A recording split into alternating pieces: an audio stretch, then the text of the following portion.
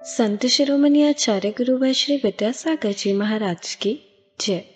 और हम योग प्रणेता पूज्य गुरुवर श्री प्रणम्य सागर जी महाराज की जय। ओम अरहम नमः। धर्म प्रेमी बंधुओं, श्री तत्वाद सूत्र ग्रंथराज की तृतीय अध्याय की कक्षा में आप सभी का स्वागत है। अब हम अध्याय 3 में सर्वज्ञ देव द्वारा बताए हुए जैन भूगोल का अध्ययन करेंगे, जो हमारे मोक्ष मार्ग को और भी सुदृढ़ बनाएगा। मोक्ष मार्गस्य नेतारं भेत्तारं कर्मभूरतां ज्ञातारं विश्वतत्त्वानां वन्दे तद्गुणलब्धये। देवादिदेव आदिम तीर्थंकर श्री ऋषभनाथ भगवान की, वर्तमान शासन नायक श्री वर्धमान महावीर भगवान की, परम पूज्य आचार्य गुरुवर श्री विद्यासागर जी महाराज की। 80 वक्षार पर्वत, 20 गजदंत पर्वत, ये 100 हो गए। ठीक है ना। अब आगे बढ़ो। उसके बाद में आपको बताया था रुचक वर पर्वत। अब वो पर्वत तो ढाई द्वीप के बाहर जो 13वें नंबर का पर्वत है उसका नाम है रुचक वर पर्वत। ठीक है ना। तो उस रुचक वर पर्वत पर भी 4 जिनालय 4 दिशाओं में होते हैं, तो वो नोट कर लो, वो वहां हो गया। ठीक है। फिर उसके बाद में कुंडलवर पर्वत। जब आप उस 13वें द्वीप से वापस लौटोगे, आओगे कि नहीं वापस, जम्बू द्वीप में नहीं आओगे, जब वापस आओगे तो बीच में 11वें नंबर का द्वीप पड़ेगा जिसका नाम है कुंडलवर द्वीप। तो उस पर भी 4 जिनालय होते हैं 4 दिशाओं में, तो उसके 4 काउंट करो। ठीक है। फिर मानसोत्तर पर्वत, ये जो ढाई द्वीप का विभाजन करने वाला, जहां से ढाई द्वीप रह गया, यहां पर एक पर्वत होता है, यही जो है ढाई द्वीप इधर और बाकी के सब द्वीप समुद्र अलग है ना। तो ये एक मानसोत्तर पर्वत, ये भी एक गोलाकार होता है जो ढाई द्वीप को विभाजित करने वाला होता है। तो उसके ऊपर भी 4 दिशाओं में 4 जिनालय हो गए। कितने हो गए? 4 दिशाओं के 4 जिनालय, 4 ही हो गए ना अभी तो, है ना, ऐसा। फिर आगे कुलाचल पर्वत। कुलाचल पर्वत ये कहलाते हैं जो आपको बताए गए ना, 1 2 3 4 5 6, ये जो हैं इन्हीं का नाम है कुलाचल पर्वत। तो ये कुलाचल पर्वत कितने हैं? 6 हैं। इन पे भी एक एक जिनालय बने हुए हैं सभी कुलाचल पर्वतों पर। ठीक है ना। अब ये सभी कुलाचल पर्वत एक यहां पर हैं, मतलब एक एक पर एक एक जिनालय बने हुए हैं। तो एक जम्बू द्वीप में एक मेरू संबंधी कितने हैं? ये 6 हैं। तो 5 संबंधी कितने हो जाएंगे? 30 हो गए ना। तो ये कुलाचल पर्वत हो गए। ठीक है ना। फिर आगे ईश्वाकार पर्वत, ये कहां होते हैं बताओ, कहां होते हैं? ये होते हैं धातकी खंड द्वीप में, है ना।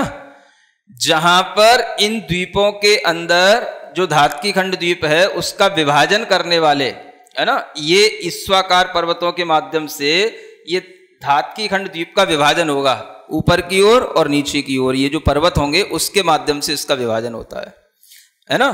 तो ये ईश्वाकार पर्वत भी 4 होंगे, धातकी खंड द्वीप के में भी और इधर पुष्करार द्वीप में भी इसके विभाजन करने वाले पर्वत हो जाते हैं। तो इस तरीके से ये 4 हो गए। फिर देवगुरु उत्तर गुरु, तो यही हो गया, ये देवगुरु हो गया, ये उत्तर गुरु हो गया। इसमें भी जो ये वृक्ष हैं इन्हीं को अलग से एक एक जिनालय के रूप में कहा होगा, है ना। तो ये 5 दूनी 10 ये हो जाएंगे, है? और उसके अलावा जो नंदीश्वर द्वीप है 8वां द्वीप, वो हो गया कितने?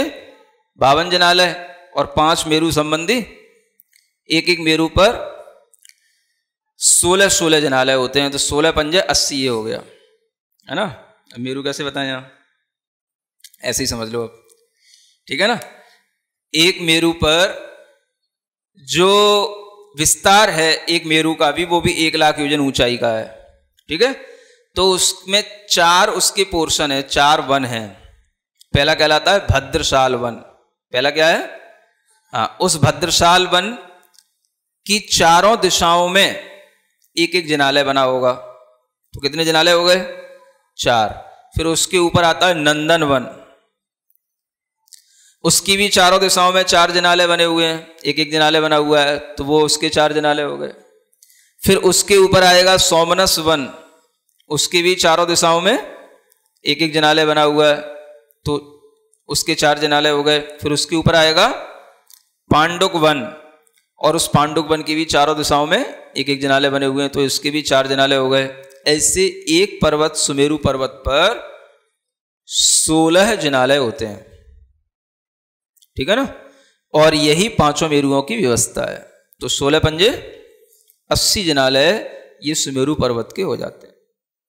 तो इस तरह से आप मध्यलोक के जो 458 जिनालय हैं उनकी एक जानकारी रख सकते हो, और यह छोटा सा एक आइडिया अपने दिमाग में रख सकते हो कि कहां पर क्या चीज किस रूप से स्थित है।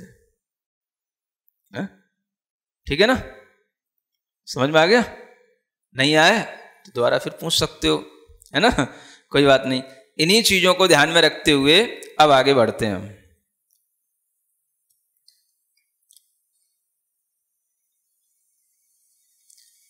हेमार्जुन तपनीय वैडूर्य रजत हेममयाः। हाँ, अब ये पर्वतों के बारे में ही बताया जा रहा है ना। पर्वत कौन से? हिमवन, महाहिमवन, ये जो 6 कुलाचल पर्वत हैं, इन्हीं के बारे में बताया जा रहा है कि ये किस मय हैं, किसके बने हुए हैं, कैसे बने हुए हैं, इनके रंग क्या हैं। तो कहते हैं हेम माने होता है सोना, स्वर्ण, है ना।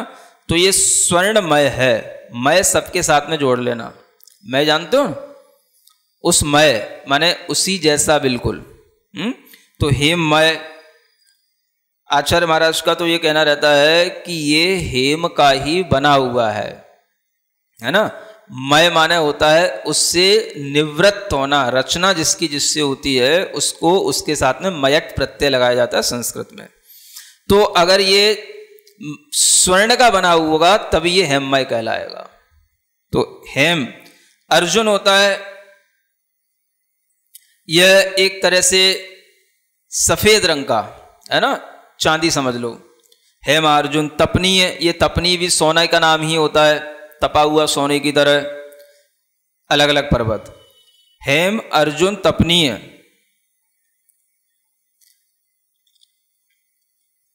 और कौन सा? वैडूर्य का मतलब होता है नीलमणि का बना हुआ, है ना। जो वो नील पर्वत वैडूर्य मणि का हो ही गया, वैडूर्य मणि नीली ही होती है। फिर उसके बाद में रजत, रुक्मी पर्वत आ गया, वो रुक्मी रजत का ही है, दूसरा नाम है। और फिर हेममय शिखरणी पर्वत, वो भी हेममय होता है। इस तरह से ये 6 पर्वत कैसे बने हुए हैं? मणि विचित्र पार्श्वा उपरि मूले च तुल्य विस्ताराः। हाँ, ये इन्हीं पर्वतों के बारे में बताए जाने वाला ये सूत्र है। तो इसी को बता रहा था कि ये पर्वत मणि विचित्र पार्श्वा, पार्श्व का मतलब होता है बगल का भाग, माने प्रत्येक पर्वत का ये पार्श्व भाग ये कहलाता है, आजू बाजू का भाग ये पार्श्व भाग है। ये कैसा बना हुआ है? तो लिखा गया है मणियों से ये विचित्र है, माने अनेक प्रकार की मणियों से ये नाना प्रकार की आभा वाला बना हुआ है। अनेक तरह की इसमें विचित्र अनेक तरह की इसमें मणियां खचित हैं। मणि विचित्र पार्श्व उपरी मूले च तुल्य विस्तारा। अब यहां पर ये बताया गया कि इसका जो विस्तार है, विस्तार मतलब हो गया एक तरह से उसकी चौड़ाई, है ना। तो वह ऊपर, नीचे और बीच में ये बराबर है, यानी जितनी चौड़ाई उसकी नीचे होगी उतनी ही मध्य में होगी और उतनी ही सबसे ऊपर होगी। तो ये इसकी विशेषता है। ऊपरी मूले च, है ना, तुल्य विस्तार वाला होता है, एक समान विस्तार वाला इसको कहा गया है। अब इससे हम कई तरह के अंदाज लगा सकते हैं कि या तो इन पर्वतों का जो विस्तार है वो केवल नीचे, मध्य में और ऊपर तो तुल्य है, और बीच में, नीचे और बीच के बीच में भी कुछ होता है, और बीच और ऊपर के बीच में भी कुछ होएगा। तो उनकी उसमें जो संरचना है वो कुछ भी हो सकती है, लेकिन नीचे, मध्य में और ऊपर ये जो है वो तुल्य विस्तार के साथ होगा, माने उनका विस्तार एक समान होगा, ऐसा इस सूत्र से अर्थ निकलता है। ठीक है ना। तो ये इन पर्वतों की ये विशेषता बताई गई है। ये सभी पर्वत अकृत्रिम रूप में हैं, जिनकी कभी किसी ने कोई रचना नहीं की है, लेकिन ये सब अपने स्वभाव से बने हुए हैं। ये जितनी भी रचना आपको बताई जा रही है ये सब स्वाभाविक रूप से बनी हुई रचना है। इससे आप अंदाजा लगा सकते हो कि दुनिया में कृत्रिम चीजों से ज्यादा अकृत्रिम रचनाएं बनी हुई हैं। इस भूगोल को पढ़ने का सबसे अच्छा फायदा ये होता है, समझ आ रहा है ना। मतलब अगर आप सुंदरता देखना चाहो, अगर आप मनोहरता देखना चाहो, रमणीयता देखना चाहो, वैभव देखना चाहो, तो आपको लगने लगेगा कि जिस तरह से यहां पर बताया जा रहा है वो कहीं बहुत गुना अच्छा है, बजाय हमारे पूरे देश के अंदर नहीं, पूरे विश्व में भी कहीं ऐसी कोई रचनाएं आपको नहीं मिलेंगी जो इतनी लुभावनी, इतनी रम्यक, इतनी मनोहर रचनाएं हो। समझ आ रहा है ना। कहां देखा आपने सोने के पर्वत, चांदी के पर्वत, एक चीन की दीवार को ही सिर पे लिए रखे रहते हो और वो भी जो है दूसरे देश की दीवार है और उस पर गर्व करते हो। कहां है? कुछ भी तो नहीं है। कहीं भी जाकर के देखोगे बस मकबरे बने मिलेंगे, और कहीं और कुछ क्या मिलता है? ज्यादा हो तो बस कहीं घंटा घर है, कहीं चिड़िया घर है, इसके अलावा क्या है दुनिया में? कहीं थोड़ी बहुत बर्फ है, वहां पे स्केटिंग कर लो, बस इसके अलावा और क्या होता है? आप देखो ये इतने बड़े बड़े पर्वत हैं, इन पर्वतों पर भी घूमने फिरने का आनंद तब आएगा जब आप देव बनेंगे। समझ आ रहा है ना। हाँ, अन्यथा मनुष्य बनकर के तो आप इन पर्वतों पे भी कोई आनंद नहीं ले पाएंगे, तो वहां तक पहुंच भी नहीं पाएंगे। देव लोग ही होते हैं जो ऐसे स्थानों पर क्रीड़ा करते हैं, तभी तो कहने में आता है कि देव लोग एक जगह पर नहीं रहते, घूमते ही रहते हैं, जहां मन आए वहां पर क्षण भर में पहुंच जाते हैं। ऐसे उन देव लोगों के लिए ये क्रीड़ाओं के स्थान, ये पूरा लोक है। समझ आ रहा है। खास तौर से द्वीप और समुद्र, ये इतने अच्छे सुंदर स्थान हैं जहां पर उन देव लोगों को कभी भी उनका मन नहीं भरता। असंख्यात द्वीप हैं, असंख्यात समुद्र हैं। समझ आ रहा है ना। क्या नहीं होता द्वीपों में और क्या नहीं होता समुद्रों में। और जिन देवों की जितनी पहुंच होती है वो उतने ही हिसाब से अपनी पहुंच में रह करके उस तरह का आनंद लेते हैं, क्रीड़ा करते हैं। ये सब चीजें देख करके आपको ये देखना है कि अकृत्रिम रचनाएं दुनिया में सबसे ज्यादा हैं, इसलिए कृत्रिम रचनाओं पर ज्यादा गर्व नहीं करना। हम लोग तो आज बनाते हैं, या तो कल कोई दूसरा हड़प लेता है या खुद मिट जाता है, लेकिन ये रचनाएं तो हमेशा बनी रहती हैं। तो आचार्य कहते हैं इस तरह के देखो जिनके पार्श्व भाग अनेक मणियों से खचित हैं, जो स्वयं स्वर्णमय रजतमय बने हुए हैं, ऐसे इन पर्वतों की शोभा और इनके ऊपर बने हुए एक एक जो अकृत्रिम जिनालय, इनका आप कभी स्मरण भी करोगे तो भी आपके लिए पुण्य का बंध होगा, आपके सम्यक्त्व की वृद्धि होगी। अब तो कर सकोगे। कृत्रिम जिनालयों की वंदना करने के लिए आप हमेशा शिखर जी जाते हो तो बस उसी की ही ज्यादा से ज्यादा वंदना करने का कभी विचार कर पाओगे। लेकिन अगर आप नहीं भी गए हो कुलाचल पर्वतों पर, इन पर्वतों पर, तो यहां बैठे बैठे भी कुछ देख तो सकते हो दिमाग से? नहीं देख सकते। हिमवान पर्वत, महाहिमवान पर्वत, ठीक है ना, उन पर्वतों पर एक एक बड़े बड़े जिनालय, बहुत सारे कूट तो बने हुए हैं, लेकिन उनमें एक कूट सिद्धायतन कूट है जिस पर एक जिनालय बना हुआ रहता है। 8-8 कूट होते हैं इन सभी पर्वतों पर, उनमें एक पर एक जिनालय बना रहता है और वह अकृत्रिम जिनालय उसी तरह का होता है जिस तरह के हम जिनालय अन्यत्र अकृत्रिम जिनालय है ना, जैसे रुचकवर पर्वत है, मानुषोत्तर पर्वत है, इन पर जैसे देखते हैं वैसे ही तरीके के वो जिनालय होते हैं। और ये भी मान के चलो कि हर जिनालय में इतना विस्तार है कि उस जिनालय के बाहर और भीतर बहुत लंबाई चौड़ाई योजनाओं में रहती है। और उन जिनालयों में 108 प्रतिमा आप एक एक जिनालय में देखो। पर्वतों पर चलते चलते रास्ते में आपको सुमेरु पर्वत भी मिल जाएगा, नहीं मिलेगा? यात्रा करो, अभी तक तो आपने शिखर जी की यात्रा की है, अब ये अकृत्रिम यात्रा करो। जब इस अकृत्रिम यात्रा को करोगे तभी आपका श्रद्धान दृढ़ बनेगा और ये सम्यक्त्व के लिए कारण बनेगा। 3 पर्वतों पर चलने के बाद में कहां पहुंचोगे? विदेह क्षेत्र में पहुंचोगे। बीच में सुमेरु पर्वत मिलेगा। सुमेरु पर्वत देखोगे तो सबसे पहले बाहर से क्या देखने को मिलेगा? गजदंत पर्वत, बड़े बड़े ऐसे कुंडलाकार, समझ आ रहा है? वो पर्वत एक तरफ निषद पर्वत को छू रहा है, दो ऐसे है ना, निषद पर्वत को छुएंगे 2 तरफ और ऊपर की ओर वो नील पर्वत को छू रहे हैं।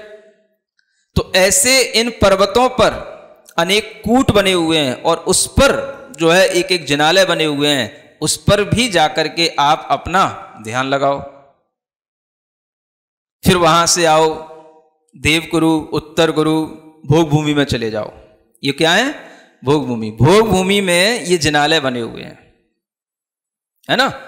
अब ये जिनालय भोग भूमि के लोगों के काम आते हैं या नहीं आते, इस विषय में कोई उल्लेख नहीं मिलता। हमें तो ऐसा लगता है ये केवल जिनालय बने हुए हैं, भोग भूमि तो एक स्थान है, वहां के लोगों के कोई काम के नहीं है। हाँ, वो एक तरफ जो जिनालय हैं ये वृक्ष के रूप में भी बने हुए हैं और वो जो है देवगुरु उत्तर गुरु में बने हुए हैं। तो उनमें कोई भी वो जो वृक्ष हैं वो अपनी एक साइड में अलग बने हुए हैं, वहां तक भोग भूमि के लोग नहीं पहुंच सकते हैं। ऐसा नहीं है कि भोग भूमि के लोग वहां दर्शन करने जाते हैं, भोग भूमि में दर्शन करने की कोई आवश्यकता नहीं है। हाँ, किसी भी तरीके का वहां पर कोई भी धर्म क्रिया का कोई वातावरण नहीं होता है भोग भूमि में, इसीलिए उसका नाम भोग भूमि है। तो इस तरह के जिनालयों पर वंदना करने वाले लोग या तो देवलोग होंगे या फिर रिद्धिधारी मनुष्य होंगे, और कोई नहीं जा सकेगा। ऐसे जिनालयों की वंदना आप यहां पर भी आंख बंद करके अपने श्रुत ज्ञान के माध्यम से अच्छे ढंग से कर सकोगे। करोगे तो लाभ आपको मिलेगा, और आप लाभ लोगे तो थोड़ा बहुत लाभ हमको भी मिल जाएगा, है? ठीक है ना, कुछ लाभ हमको भी मिलेगा, है? अगर आप करोगे तो लाभ हमको भी मिलेगा, है? तो आप कम से कम इस तरीके के अकृत्रिम जिनालयों की अब सैर करना शुरू करो। अभी तक तो आपने ज्यादा से ज्यादा बस सम्य शिखर की कूटों पर वंदना करने का कभी भाव बना पाते हो। अब ये 6 कुलाचलों पर, सुमेरु पर्वत पर, गजदंत पर, इतने जम्बू द्वीप में घूमने के बाद जब आपका मन करे तो फिर 2.5 द्वीप की यात्रा पर निकल जाना, है ना। और फिर 2.5 द्वीप के बाहर भी जाने का मन करे तो वहां तक चलते चलते 13वें द्वीप तक पहुंच जाना, जिसका नाम है रुचकवर द्वीप। ठीक है ना। तो इतनी रचना बड़ी सुहावनी अच्छी रचना है, ये सबके मानस पटल पर अंकित होनी चाहिए। ऐसी चीजें जो ये जैन धर्म की विशेष मौलिक चीजें हैं, जो दुनिया में कहीं भी आपको सुनने पढ़ने को नहीं मिलेंगी। ठीक है ना। आज इतना ही पर्याप्त। ओम अरहम नमः। तो चलिए आज की कक्षा की एक क्विक रिवीजन कर लेते हैं। हमने जाना कि मेरु पर्वत 1 लाख योजन ऊंचे होते हैं और उनमें 4 वन हैं। पहला भद्रसाल वन, दूसरा नंदन वन, तीसरा सोमनस वन और चौथा पांडुक वन। इन वनों की चारों दिशाओं में एक एक जिनालय होता है। इस तरह एक मेरु पर 4 गुना 4 16 जिनालय होते हैं और 5 मेरुओं पर 80 जिनालय। ये मध्यलोक के 458 जिनालय हैं। सूत्र 12 में हमने 6 कुलाचल पर्वतों के बारे में जाना। ये किसके बने हुए हैं, इनके रंग क्या है? ये पर्वत हेमार्जुन तपनीय, हेम यानी सोने के, अर्जुन यानी सफेद रंग की चांदी के, तपनीय यानी तपे हुए सोने के होते हैं। नील पर्वत वैडूर्य यानी नीलमणि का, रुक्मी पर्वत रजत का, शिखरनी पर्वत हेम का होता है। सूत्र 13 में हमने इन पर्वतों की संरचना को समझा। इनका पार्श्व भाग अर्थात आजू बाजू का भाग अनेक प्रकार की मणियों से नाना प्रकार की आभा वाला होता है। इनकी विशेषता है कि इनका विस्तार ऊपरी मूले च तुल्य विस्तारा, अर्थात जितनी चौड़ाई नीचे होगी उतनी ही मध्य में होगी और उतनी ही सबसे ऊपर होगी। बीच में यह कुछ भी हो सकती है। ये सभी पर्वत अकृत्रिम रूप में हैं, अपने स्वभाव से बने हुए हैं। इस भूगोल को पढ़ने से हमने जाना दुनिया में कृत्रिम चीजों से ज्यादा अकृत्रिम चीजें बनी हुई हैं और वे कृत्रिम रचनाओं से बहुत अधिक सुंदर, मनोहर, रमणीय और वैभवपूर्ण होती हैं। इन रचनाओं के आगे दुनिया में चीन की दीवार, कहीं घंटाघर, कहीं चिड़ियाघर या बर्फ की स्केटिंग सब फीके हैं। हमें कृत्रिम रचनाओं पर ज्यादा गर्व नहीं करना चाहिए क्योंकि वे सब मिट जाते हैं। इन पर्वतों पर घूमने फिरने और क्रीड़ा करने का आनंद भी देव ही ले सकते हैं। आचार्य कहते हैं कि इन अकृत्रिम चिन्हालयों का स्मरण करने से पुण्य का बंध होता है और सम्यक्त्व की वृद्धि होती है। मुनिश्री प्रेरित करते हैं कि हमें सिर्फ ध्यान में, भावों में सिर्फ सम्मेद शिखर के कूटों की ही वंदना नहीं करनी चाहिए, इन अकृत्रिम चिन्हालयों की भी वंदना करते हुए यात्रा करनी चाहिए। पहले 6 कुलाचलों पर, सुमेरु पर्वत पर, गजदंत पर, जम्बू द्वीप के बाद फिर 2.5 द्वीप की यात्रा पर निकल जाना चाहिए। फिर 13वें द्वीप रुचकवर द्वीप पर। इन अकृत्रिम पर्वतों पर बड़े बड़े जिनालय, सिद्धार्थन कूट पर बने जिनालय और उनमें 108 प्रतिमा का ध्यान करके पुण्य का बंध होगा, श्रद्धान दृढ़ बनेगा और सम्यक्त्व के लिए कारण भी बनेगा। फिर वहां से आओ देवकुरु, उत्तर कुरु भोग भूमि में। हमने जाना कि भोग भूमि के जिनालय वहां के लोगों के काम नहीं आते क्योंकि भोग भूमि में दर्शन करने का या कोई भी धर्म क्रिया करने का कोई वातावरण नहीं होता। इन जिनालयों पर वंदना करने वाले लोग या तो देवलोक होंगे या फिर रिद्धिधारी मनुष्य। ऐसे जिनालयों की शुद्ध ज्ञान के माध्यम से आंखें बंद करके वंदना करने से लाभ मिलता है। तो चलिए अब हम सभी जिनवानी स्तुति करेंगे और तत्पश्चात समय होगा आज के सवाल का।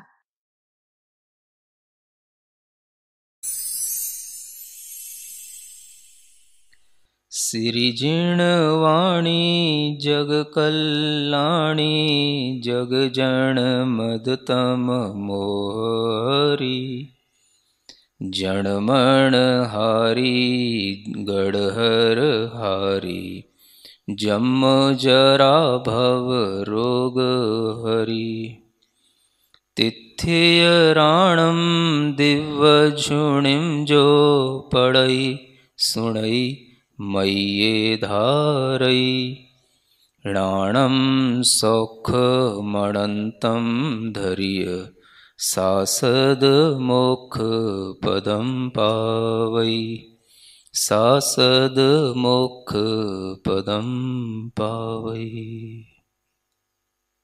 अब समय है आज के प्रतियोगिता प्रश्न में भाग लेकर आकर्षक पुरस्कार जीतने का। आप अपने फोन को QR कोड स्कैन करने के लिए तैयार रखें या लिंक पर जाएं। आप अपना उत्तर चुनकर हमें कल दोपहर 2 बजे तक भेज सकते हैं। 3 भाग्यशाली विजेताओं को मिलेंगे आकर्षक पुरस्कार। विजेताओं के नाम इसी कार्यक्रम श्रृंखला में हर रविवार को घोषित किए जाएंगे। साथ ही सभी प्रश्नों के सही उत्तर भी बताए जाएंगे। आज का सवाल है, वैडूर्य मणि का रंग कौन सा होता है? सफेद, नीला, चांदी के समान, सोने के समान।